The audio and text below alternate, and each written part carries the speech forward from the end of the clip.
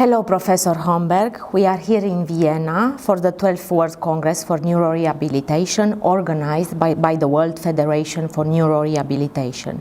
What is your first-hand opinion of the event so far?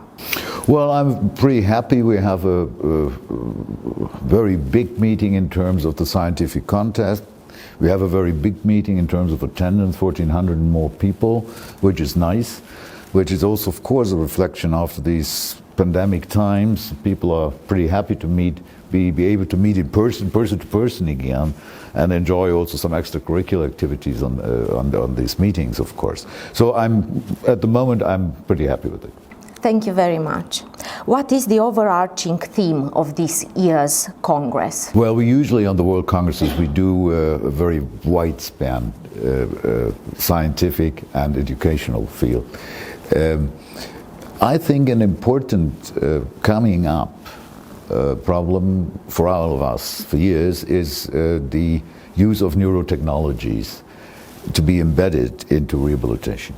And that is a fair bit of what we're discussing here is related to this topic.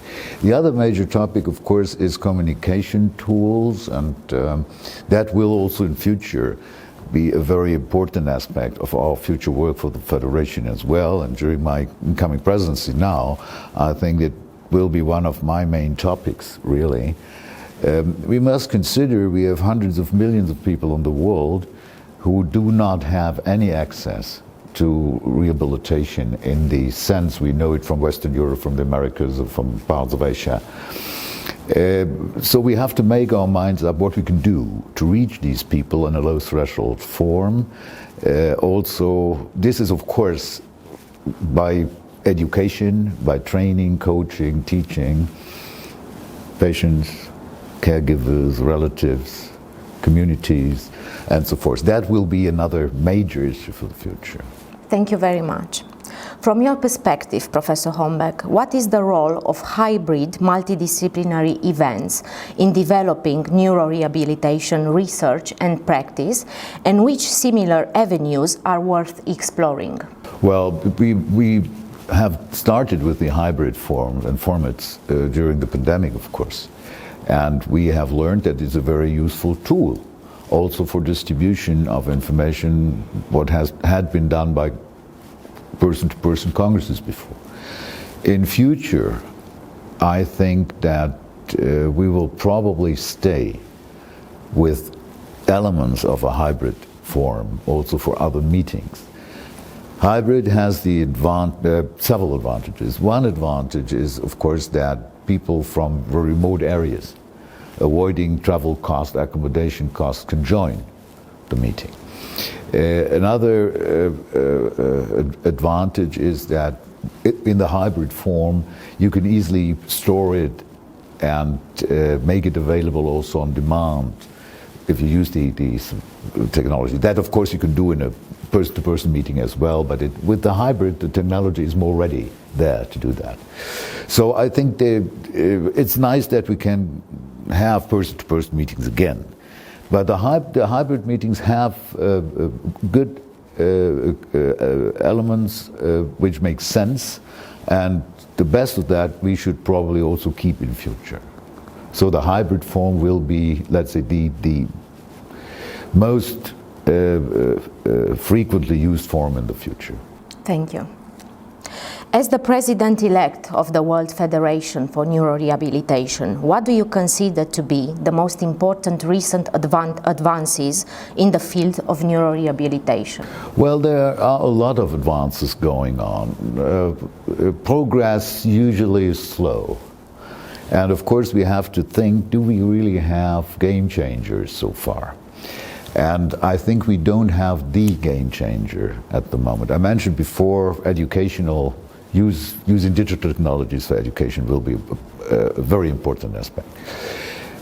What could also be another important aspect is a change in our thinking how to generate knowledge from data, generate knowledge from trials, and eventually to think about running more informative and better trials.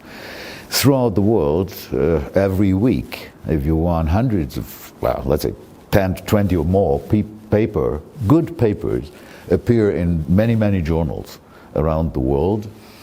And that is nice in the sense that PhDs are produced and students learn to use the scientific discourse and so forth.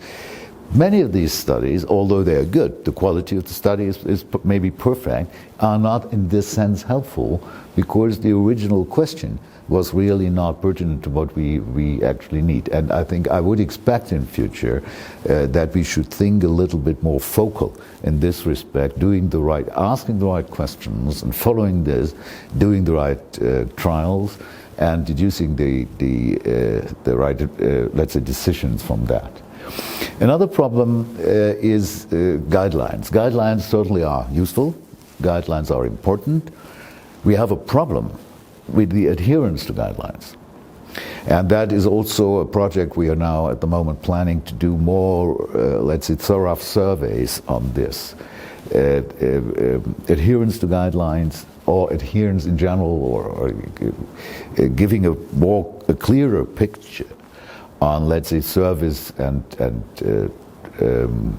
treatment structures for stroke, for instance, or for traumatic brain injury in many parts of the world, which is that the information is partly missing, partly there, but we are willing to put a little bit more of this together to have a clearer picture. Thank you very much for your answer. What can be done at an international scale to strengthen research and collaboration in neurorehabilitation? Well, we certainly need a strengthening of research and academic activities in this field.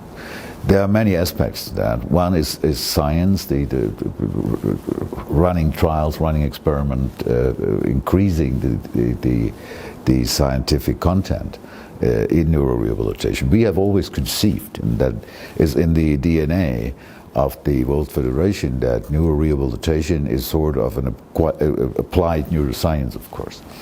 We are lacking in many parts of the world academic institutions in neurorehabilitation, or in rehabilitation in general. That's very variable around the world.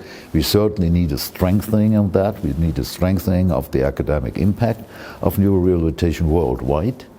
And we also, of course, in future need more multi-center international cooperative trials to answer what I mentioned before, pertinent and important questions. Yes, thank you very much. How can we address disparities in rehabilitation for low and middle income countries? That is a tough issue. I mentioned that already. What I expect within the next couple of years, and I will certainly put a major emphasis on this, is to use digital communication technologies to reach more people in an affordable and let's say really low threshold form. And if there was anything good from this goddamn pandemic we had, then it was the fact that we have more ease now to deal with digital communication tools and digital communication technologies. One of these projects, for instance, is to create a metaverse rehab hospital, right? A virtual rehabilitation hospital with all the components a classical, let's say European, North American rehabilitation hospital has, which can be made available to people everywhere who just need to have a smartphone or a tablet and an internet connection. And this is available almost everywhere now. Yes. It's easy, it's relatively cheap, and by doing so we can reach a much higher number of patients and relatives, help them making decisions and also training them in some sense when they have can look at, let's say, rehabilitation procedures, rehabilitation techniques and so forth. So that is certainly a possible way of doing that. In addition, we certainly have to emphasize more training of professional health people in many countries. That is a long-lasting process, and that is, of course, also a process in which we have to think about how we can improve the didactics to do that and how we can reach more people so that many countries, they don't have a single physiotherapist there, for instance, to teach a patient, and that of course has to be changed. A component of this is that we will have a major emphasis in training non-professional people, caregivers, relatives, as far as I mentioned that. That does not preclude that we will also have a higher emphasis on training professional as well. But training, coaching is certainly the most important weapon against that. Yeah. Thank you. What is the impact of mentorship programs on the new generations of neurorehabilitation specialists? Oh yeah, I think that's a very important point. Last year we started with the new special interest group we call Young World Federation of Neurology, Young WFNR. Dr. Fischer from Bern in Switzerland is running this as the chairperson. And from this, we have now roughly between 80 and 90 new SIG members from all over the world in this young WFNR structure, with the numbers are still increasing. And from this came the idea to install a mentor-mentee program in the sense that more experienced people can work as mentors in particular fields. There may be an expert in spasticity, there may be an expert in DBI, there may be an expert in stroke, or whatever have you.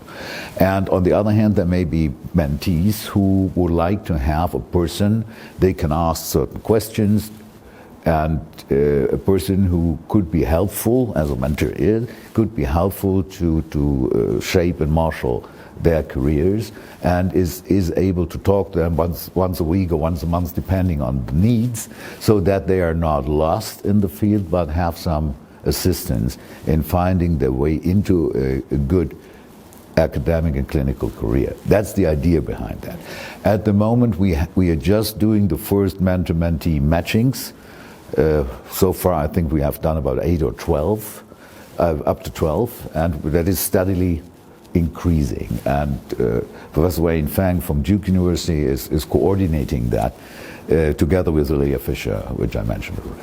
Yes, because you implemented these mentorship programs also at the level of the European Federation it's the same. of Neurorehabilitation. We really mirrored this also in the European Federation. I didn't mention that, but of course, and the WFNR and the EFNR, the European Federation of Neurorehabilitation, are working very, very closely together. And I happen to be their vice president anyway, so I think we have primarily, in almost every respect, parallel activities, and there are no discrepancies also. But of course, EFNR has a major emphasis on the European region, also in terms of health politics and so forth, but most of the activities are very much in parallel. Thank you very much, Professor Hömberg, for the time of giving us the interview, and we wish you best of luck in your Thank you very much. mandate. Have a nice day. Thank you very much.